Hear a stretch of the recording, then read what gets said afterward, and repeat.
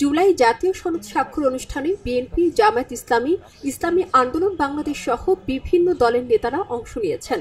তবে অংশ নিতে দেখা যায়নি জাতীয় নাগরিক পার্টি সহ আরো কয়েকটি রাজনৈতিক দলকে। দলগুলো হলো বাংলাদেশ কমিউনিস্ট পার্টি, বাংলাদেশের সমাজতান্ত্রিক দল, বাসদ ও বাংলাদেশ জাসদের নেতারা যাননি। এর ফলে এসব দলগুলো কেউই এখন পর্যন্ত জুলাই সনদে স্বাক্ষর করেননি। আগে থেকে এনসিপি জুলাই সনদে স্বাক্ষর করবে কিনা তা নিয়ে ধোঁয়াশা সৃষ্টি হয়েছিল। এনসিপির আহ্বায়ক নাহিদ ইসলাম কাল মধ্যরাতে বলেছিলেন, আইনি ভিত্তির নিশ্চয়তা ছাড়া তারা এখন জুলাই সনদে স্বাক্ষর করবেন না। অন্যদিকে বামজোট আগে জানিয়েছিল জুলাই সনদ অনুষ্ঠানে অংশ নিবে না। ওয়ালটন এখন দেশের সীমানা পেরিয়ে পৌঁছে গিয়েছে 50টিরও বেশি দেশে। ওয়ালটন, ঘরে ঘরে, বিশ্বজুড়ে। নাহিদ আজ বলেছেন, কিছু রাজনৈতিক দল জাতীয় ঐকমত্যের নামে জনগণের সঙ্গে প্রতারণা করে একটি কাগজে সই করছে।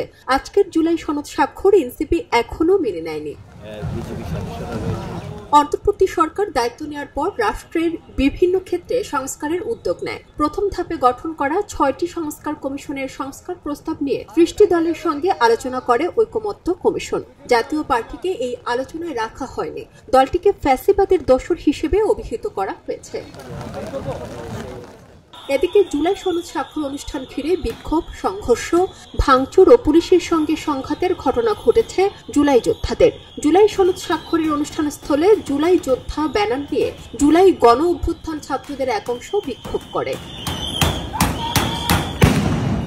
সংসদ ভবনের গেট ভেঙে ঢুকে পড়ে বেশ কিছু বিক্ষোভকারী ছাত্র।